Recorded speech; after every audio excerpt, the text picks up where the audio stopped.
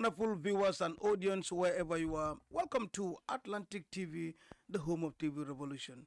Like I said, we are located in the little smiling coast of West Africa, the Gambia, our homeland, and our studios right here at the West Coast region side of Gambia, that is Farato.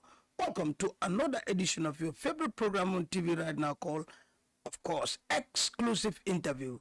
In this program, I bring in people from all walks of life. Like I said, it also help people to change the narrative, to change positively in what they're doing. And know that, nothing comes easy. You have to pass from stage to stage. And once again, I'm the host of this program, Exclusive Interview. My name is Bakary Manneh, aka Big Sam. And today, my guest is no other than my own SG. And of course, this is Amadou Oba, the media officer at the Gambia Football Federation, GFF. Amadou, welcome to Exclusive Interview. Huh? Thank you. I'm glad to have you right here, my SG. Thank you, Gore. Thank you. It's a pleasure to be back home. Atlantic TV always feels like home. It's not my first time coming here. I am glad again to interact with you, but also have an interface with the audience, the viewers or the followers of Atlantic TV. So it's good to be back home. Yeah, it's good to be back home. Like you said, that's real. Amadou was on the sports statistics program. A little bit history that he is the man behind. When I got the initiative, I talked to him and then he provided. That's why you get that name, Sport 360 Light. So thank you so much for that foresight. And today he is again on my platform called Exclusive Interview. Traditionally, what we do is we leave you to send greetings and wishes to your family, friends, and workmates. Yeah, it's good that you're able to bring, a background history of my first visit to Atlantic TV. You did 360. You mentioned, of course, it shows that behind every program that our viewers or followers watch on Atlantic TV, there is a lot of energy behind the scenes. There is a lot of work that has been done by a very good team, a very formidable team, and a very, effective team. Team of technicians, team of administrators, and team of players. Everyone has a job or a role to play, and collectively is the output that the audience or the followers see out there. So of course, this is a different platform. It's the Exclusive Interview, and the idea behind this is to inspire the viewers or those that are following our program, because like you said, behind every successful person, and success doesn't actually mean only wealth or only money. Success it could be defined in a very broad perspective, depending on the individual's dreams and realities in life. So for me, I would say it's a pleasure to be back here again. I want to send shout outs to everyone that is following Atlantic TV, because for me they are the most important people, the followers of this platform. But also importantly, I want to send shout outs to my family. They are behind everything that I go, the good and the bad. They're always there with me. But of course, my co-workers, my colleagues, my employers, the Gambia Football Federation, the University of the Gambia, and everyone that actually knows Amadou Oba or Amboy or has one way or the other interacted with me. Shout outs to you all. Thank you very much. I'm so confident. I'm so very proud of this gentleman. And not on camera, but to be realistic. We have to tell the facts. Those are not called praise singing. Those are realities. I work with him. I knew the energy and the passion he put in everything. So, like I said, I jokingly will tell him, "Ambo small amut in wala namala download." It's a computer or it's a Google store like that. So that means everybody who knows Ambo know that he put everything that in. So thank you so much for definitely changing the narrative and definitely being there as an example. Like we said, Ambo everywhere, Oba, GFF, a lot of people, some even to you on TVs and radios, etc. Actually, who is Amadou Oba? Born where, a little bit education background and qualification. Yeah, so Amadou Oba is not a big person in terms of personality. Amadou Oba is a young pragmatic and proactive youth. I am born and raised in Sangajor, a village in the Funi Councillor district of the West Coast region. By December, I'll be 36 years old, December 29 to be specific. And I grew up in Sangajor, enrolled in primary school in 97. And then I think I actually spent around 4 years in primary school instead of the normal 6 years, of course, because usually I'm got time at that small age, you're smart, you're intelligent. I did primary 1, I didn't do primary 2, I did primary 3, then primary 6, and then I was almost done to the basic. Luckily for me, during that time, I was the head boy, but also before Sangajor eventually, transition to a basic cycle school because at first it was primary school. Okay. Our class was the first class to transition into the basic cycle school. So I have to continue with the mantleship of that leadership role, serving as the first head boy of the school. That is when it became a basic cycle school. And then I spent those 3 years there, grade 7, grade 8, and grade 9 as the head boy. I sat to my GABA's examination in 2004. Then 2005, I actually chose Nusrat after grade 9 in 2005. But again, at the time, it's one of those moments where when you have your result as a kid, you see on the comment section, the teacher's comment mu indicate ne Amadou is a very intelligent boy, but so but obviously whatever yeah, he's intelligent but stubborn. So the stubborn there actually I think was a narrative. It changed the narrative for me. Instead of going to Nusrat, you know, my father, I mean, I remember, I mean, maybe he's even watching. I have two favorite teachers at the time, Mr. Kujabi and Mr. Ansa, and they reached out to my dad and said, you know what, I think for Amadou, in Amadou's case, if you really want this boy to learn Asamba Buya, Asamba Fatima, don't take him to Combo, because at the time the concept was so take him to Buya and Fatima. So yeah, I remember I missed almost 2 weeks, 3 weeks, you know, sessions in Fatima in 2005 before going to Fatima grade 10, because again, when you choose a different school, you have an alternative for WAEC, right? You have school A, school B, and sometimes to school C. But what happened in this case was my school A was Nusrat, then school B was Fatima, school C was Fatima again. So when I remember there was a time, the then principal, Mr. Bojang, in fact called, I don't know if he's watching or he's, I mean, the school is watching. I mean, he called, yeah, you know, they used to give your contact details. In fact, now he's now the alcalde of Tujere. Exactly, So the Nusrat administration, they called and said, Amadou Oba, well, we have your name on the list, but we haven't seen you yet. And at the time, the two schools, Sangajor Basic Principal and the Fatima School Principal, then Mr. David, he now works at the Ministry of Agriculture. We're also negotiating to see how they could transfer me from Sangajor to Fatima instead of now Nusrat. So that was how I was enrolled at Fatima. And I remember my first step at Fatima School. I met, again, he might be watching, a brother of mine, Abdullah. Then he is part of those that were sponsored or given a scholarship by the former president Yahya Jammeh in Taiwan, because they were those science students that were, I mean, sent there. I think after when he returned, he once served with the food safety and security here in the Gambia, and I don't know right now where he works. But when I reach out to Fatima, at my first day at Fatima, actually, you look at someone's result. It's those. I'm saying all this just to give an overview of sometimes how our life could change from what you dreamed of becoming to what you end up becoming. Exactly. So at that time, you know what? I think you need to choose science. At the time, a very young person, I don't know the difference between commerce field, science field, art field, right? So for me, it's just, okay, from junior school, I'm going to senior secondary school. Results, and usually at the time, our career is mostly determined by the result we have. And I think that is a mistake that mostly people have. If you don't have a good mentor, academically, you tend to find yourself in a field that you're not passionate about. Okay? Just because someone looks at your results, you are good in English, good in mathematics, good in science, whatever science, your science more life. Come on, that's not it. You also need to look at, besides the result, in reality, where are my skills? Where do I have those, talents, talented areas? So for me, when he told me that, you know what, go choose science, I went there, I chose science. But it had a toll on me in Fatima. I remember in grade 11, we had those moments where teachers would come and go, and at the time, the science field wasn't quite effective as it was supposed to be. I did pure science, physics, and chemistry, and my father always wanted me to become a pharmacist. So in 2006 in my grade 11, there's this big event hosted by the Gambia. The Education for All event is when these world leaders would converge, heads of states would converge and talk about the SDGs, Sustainable Development Goals, and Millennium Development Goals. And part of it is access to education, which is a universal, right.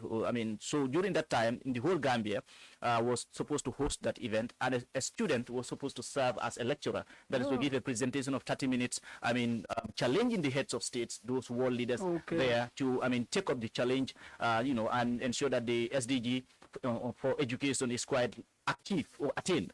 So I was identified. Then Governor Lamin Sane was the governor. Abba Sanyang was also the National Assembly member, Councillor. So they were the ones that were assigned to mentor me, to serve these 30 minutes where I would be meeting these world leaders. And then the former Vice President Aissatou Njie said he represented the head of state for the Gambia at the time in Fatima Senior Secondary School Hall in 2006. So for me, that was a life-changing moment. From the science field to the journalism field. That is the art I am field. bringing this because it's important. It's what shifted my life to who I am today. Because I remember that 30 minutes changed my entire world. We had world journalists, media organizations coming. We had Al Jazeera, we had France 24.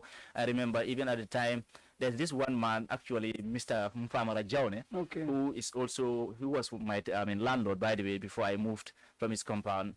After the interview, because we have those journalists, international journalists having an interview, that was a very brilliant presentation you had there. So that was in Fatima. That was in Fatima. You challenge world leaders on the SDGs, especially on access to education and all that. So one of them told me, you know what? I think you should become a journalist, because the journalism field would really, require your skill, how you're able to present yourself, how you're able to comport yourself, but also your presentation skills and the intellect that you gave there. So imagine from Sangajo Basic, one is telling you do science, the logic, and from grade 11, someone is telling you do journalism. So it's like, so I was confused at the time. I said, you know what, let me go and sit. I remember when I was doing science, I was able to make some products. I was a very good science student. We will get to that later in my career as to what I did and during my education background and the skills that I have. I remember I was able to produce toothpaste, I was able to produce soap, I was able to produce some detergents, and these are all done in a lab, in a scientific lab in Fatima, where I do it and I present it to communities and students free of charge. So I was a very good inventor in my science field. But then at the time, after this grade 11, teachers are not forthcoming, lack of teachers. I remember sitting to a history class. I have no idea what history subject was. I had no idea what government subject was. It was during a first-time exam. I went straight into the examination hall, and guess what the result came? I got a C. I said, okay, let me try the arts field and see. So when the WAS came in 2008, which the year I graduated, I was only able to, sit to only 4 subjects. Imagine that, because the other subjects I wasn't sure if I would pass them, because there were no teachers at the time. So I started with 4 subjects. I don't risk them. So I started with 4 subjects. I got the 3 and I failed one, which is obvious. I don't have to tell you which one, mathematics. I failed that one. So that's a problem. So I never even did it in my what do you call it, a common entrance. Even reciting, I was told to recite maths. I will be good at it. I said no. So when I came to the university, in fact, there was this 4th semester we had to do some basic statistics, which requires some mathematics form of it. I said, down now. So from Fatima, then in 2008, I graduated from Fatima as the deputy head boy again. So it shows you that throughout my school life, I have taken up the leadership role. The responsibility. I remember also from my primary 4, I worked with the Nova Scotia Gambia Association, the peer health education. So and of course the Gambia family planning as well. That is where I also attained my public speaking skills. I served with them over 2 decades, over 20 years. I've worked with these 2 organizations. I think the foundation of my public speaking and the skill that I have in terms of my public speaking is from the Gambia Family Planning and Nova Scotia or UNFPA, because at the time they groom you to become a good public speaker and an advocate on health and sexual and reproductive health issues. So from 2008, when I graduated at the time, Sam, I remember, if you still go through my WAS result, you will see a part of it is torn. Because I wanted to get all the 4 subjects, but because I got only those 3, so I attempted to tear, and Ustaz Jallo grabbed my hand and said, Amadou, we know what you're capable of. It's okay. This is just an exam. This shouldn't, drive you crazy and all that. So but then mentally I was drilled.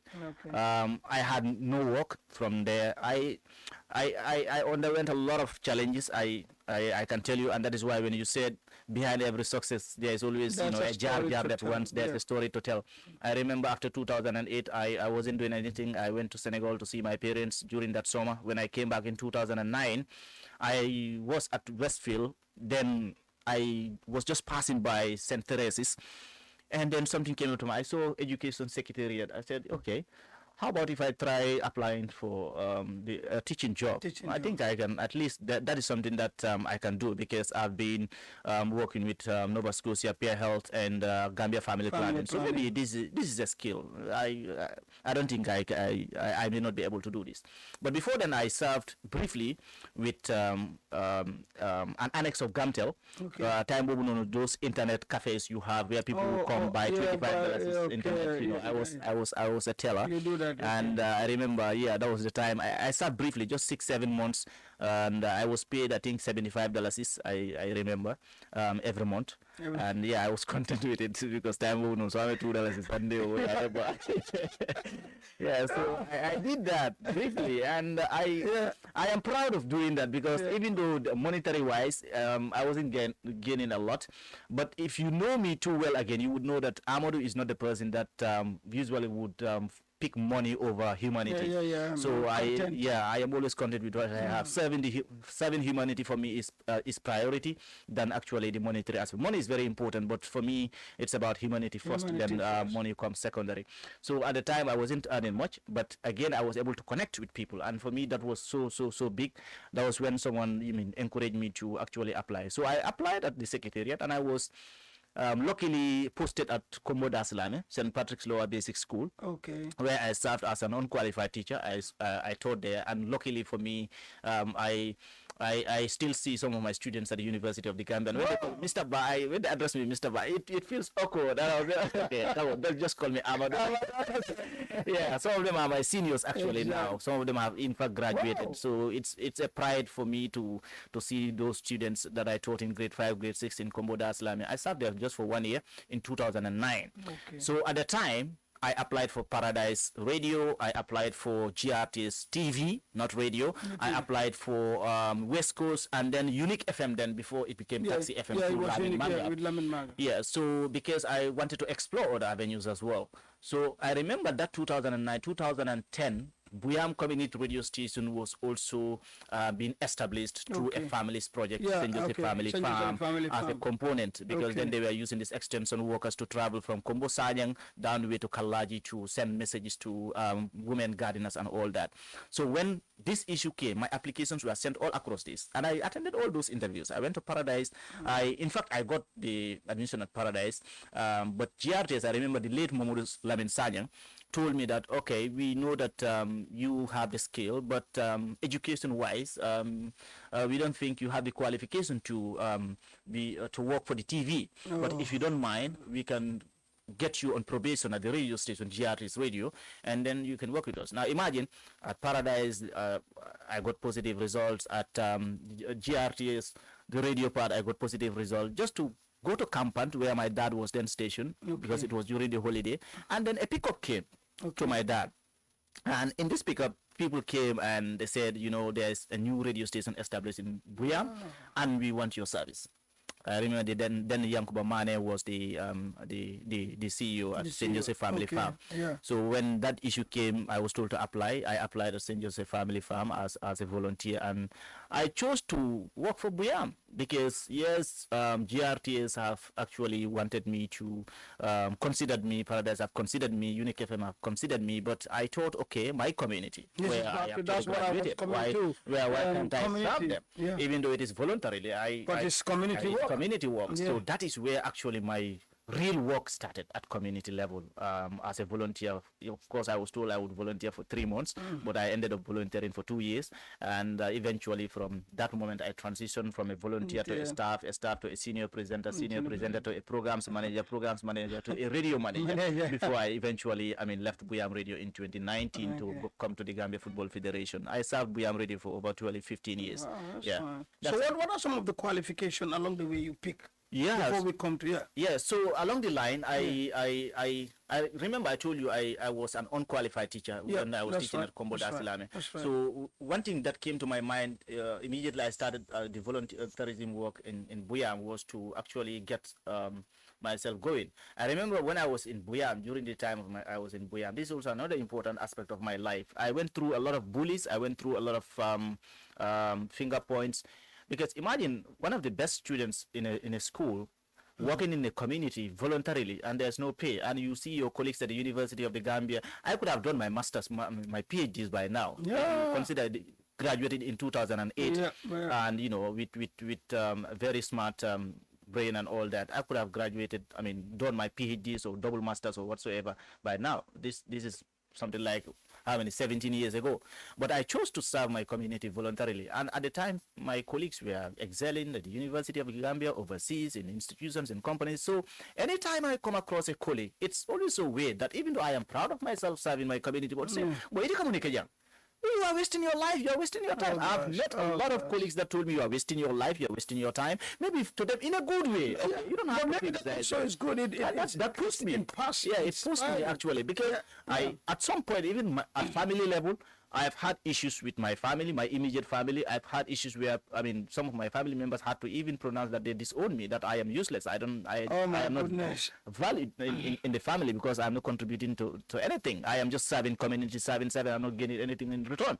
At some point in 2019, around January, February, something struck my mind, and I thought it was time for me now to self-focus after serving over 10 years the community, where my highest salary was 1,000, 2,003. I remember my UQ at Comodas Land salary was $904 at the time, and I was content with that during that time in 2009. So for Buyam Community Radio Station, at some point I started receiving 300, 400, 600.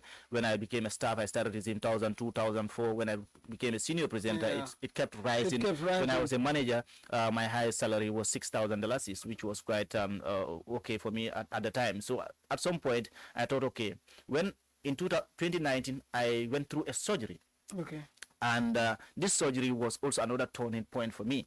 It was at this moment when I was in Combo here, I was then doing some course, basic course at Inside Training Center. Exactly. I did my mass communication certificate level at Inside Training Center. Okay. But also in 2009, after moving from Comodas Lame, I went to Stratford College of Management, where I also did my mass communication there, certificate level. But unfortunately, I couldn't sit to the exam because I couldn't afford to pay for the tuition bill at the time. Okay. So I did not receive my certificate. I only sat to the exam, but I couldn't receive my certificate, and I had to let go. But my turning point in 2019 actually started in 2019, where I went to Majak, where I did my certificate level, my diploma level, my advanced diploma level, and graduated at Majak with an advanced diploma. Okay, then again, I enrolled at the University of the Gambia. I am currently on my level 300, that is my third year, second semester at the University of the Gambia, where I am pursuing my bachelor's degree in journalism and digital media.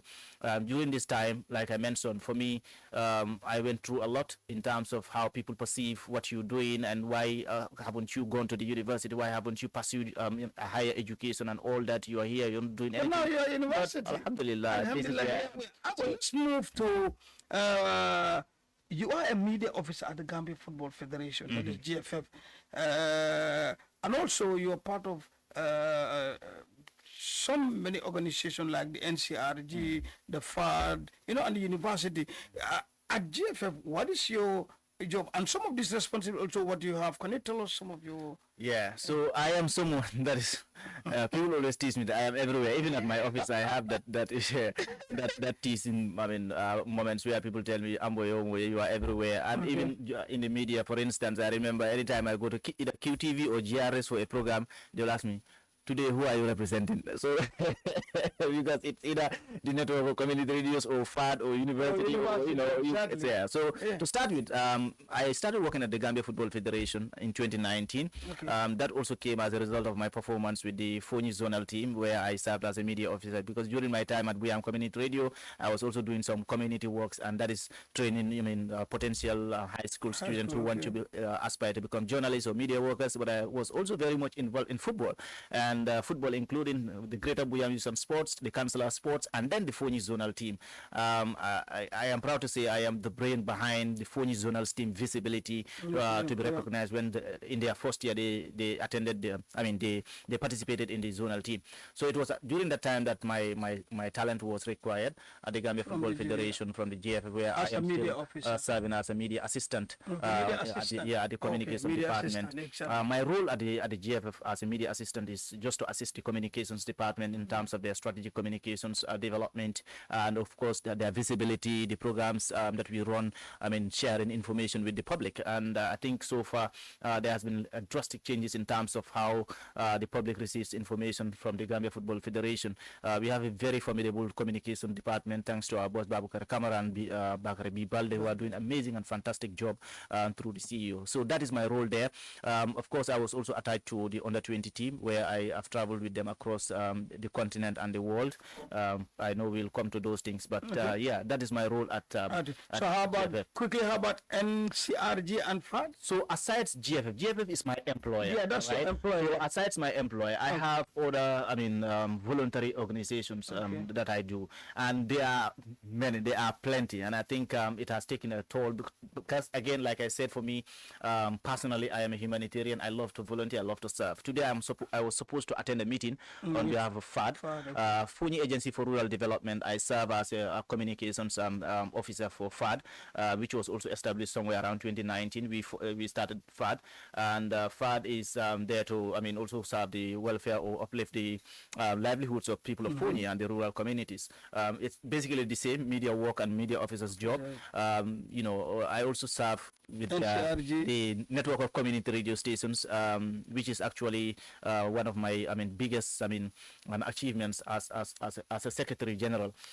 So my role at the network of community radio station is to also administer the secretarial job in terms of our correspondence with our international organizations, our partners, but also to serve as an administrator here in terms of our internal works, what we do. So currently we've achieved a lot of initiatives and projects with UNFPA, with UNDP, with UNOC, with other organizations that I am proud to say have been also part of a team that actually made that possible.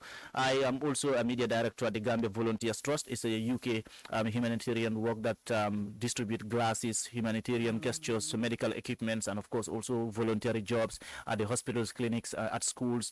We have summer camps. We have a lot of those. So I serve as a media director for university. Gambia Volunteers. I also before we at the UTD. University, I serve as the information minister at the University of the Gambia, which is quite a very, pride, challenge for me. And for me, serving as a minister, it's a political role, one would say. But I remember when I was campaigning for this role. I've never been into politics. You know me more than any other person. I am always into humanitarian work and voluntary job. So when I was applying for this role, I tend to see, okay, the real politics and how it works. And I remember when I was doing the campaign, people would tell me, Amadou, remove your advocacy hat and put on your political hat. This is politics. You need to convince. I said, I don't know how to do that. I can only be realistic in terms of what I can be able to do if you vote for me. And alhamdulillah, when the election came out, I became the majority leader with the highest number of votes, over 1,115 votes, higher than any other. And you are the minister. Yeah, Honorable Minister, thank you for coming to this platform. Thank you. Strictly before we go, this is the most important part I will ever ask, because I know we've all seen Amadou over that. You see the way he passed his story, and I think that is touching. There were times where he could have hand back, but then he's keep on, and now we're talking about how many responsibilities now, really now. But Amboy, this is my most favorite part. What is the most important message you got for my viewers out there? I don't know whether it's youth or people in football or advocacy or anything, but that is your domain. I definitely want you to share that with the most important message with my viewers. Yeah, I think for me, this is a very touching and emotional question, because I know there are. I want you to change life. People go a lot. People go through a lot, Sam. Yeah, sure. And people have their own stories to tell. Maybe my story is of no impact to some, but some might even go way above what I've gone through. But if you want to live a life of your own, it's important for you to have good mentors. That is very important. That is one. But also know what you really want. Because like I mentioned, if you look at my life, graduating in 2008, I'm coming to do something very meaningful in terms of your personal growth in 2019. Between 2008 and 2019 is almost about roughly 12 years. It's over a decade. And all that time I was serving communities. I was serving from within Foni and outside Foni. And now to be able to look at myself and see where I came from, like I mentioned, I've received lots of bullies, lots of discouraging comments or from people, from family, from friends. But now those are the same people that are actually saying we are proud of you and you inspire us. For me, always stay real to yourself. I would always say this: no matter how difficult it is, everything comes for a reason and it will pass. And you will have your own moments to cherish. You will have your own moments to celebrate. But no matter what, do not sell your integrity. Integrity is one commodity that is not for sale, because it is one thing that could make or break you. Your integrity is your self-value, your self-worth. Keep it to yourself and make sure that whatever you're doing, do something in the light what you are supposed to do in the dark. For me, I always believe in that. If you are to serve a community, serve an organization, serve an institution or a person, do it with utmost sincerity and genuinity. That is very important. Don't do it because someone is watching. Don't do it because someone is listening. Do it because you want to do it. And sometimes it comes with, like I said, a lot of backlashes, and perhaps you might not be happy. But if God, your creator, is happy with what you're doing, it's in line with what you're doing, I think that is all that matters for me. And sometimes, again, you want to do something, but because there's nothing much to gain from it, doesn't mean you should not do it. Look at what your heart feels, follow your instincts and do it. I can tell you for a fact that before I spent over a decade serving and without expecting anything in return. Today someone will just call you for a service that you're able to do, and I am able to do a lot of skill work. I am a good barber, I am a good producer, I am a good communication consultant, I am good at a lot of things. I'm a graphic designer, and all that. So there are lots of consultations that you do here and there, and people appreciate the service that you do. So no matter what, don't give up, and you have your own story to tell. There will come a day you will sit and also narrate your story, but don't make or don't give room for anyone, to any person, to break that integrity from you. Because if you lose your integrity or your credibility, everything else collapses. For me, that is very essential. That is very important. It has no price value. We live in a generation where, because of social media, you see things, you want to imitate them, or you want to become them. Most of what you see is not, like you will say, it's no, you don't get what you order sometimes. So stay real to yourself. That is why I hardly edit my photos or my social media. If you go to my social media accounts, whether it's on Facebook or wheresoever, you hardly see where I unveil issues of bragging or issues of talking negative or bad about institutions, about people. No. What I do is share information. What I do is share inspiring or motivational quotes or statements that would actually inspire someone somewhere. And if you can never know what your word would mean to someone, let it not harm an individual. Let it build an individual's life. That is what is important. Thank you very much. I cannot get more clear message out there to change the narrative. Amadou is just an encyclopedia or somewhere that somebody can get from this point to the next point. You don't tell us about some of the. I know you flew, really, aeroplanes, etc. But before, we are there signaling me that the time is already gone. But then, finally, man, we come to the end of this wonderful exclusion. Thank you so much for sharing your experience and your way forward. Finally, from you, Amadou. Thank you very much. Like I mentioned, I think it's a good moment. It's brief, but I only hope that what we share here is able to inspire people. Stay true to yourself. It comes with a challenge. For instance, like now I am volunteering over 10 different organizations. I only mentioned those 3, 4, but almost 10. And sometimes even with the GPU, I am serving as a committee member for both the National Journalism Awards Committee and the Welfare Committee. And sometimes these meetings coincide, they collide. So how do you also ensure you're able to serve all these organizations? People trust you is why they give you responsibilities. But again, you have to ensure that you're able to also focus on your personal growth as well. So I just want to say thank you so much. Al Nimbara, ala baraka on jarama, jeringen jef, timpa. I hope to come back again very soon. You will. This is your home, man. That's some. Oh man, I'm so happy. Ambo, thank you so much. Let me shake you. Thank you so much. I want you to change Aliu's life. For me.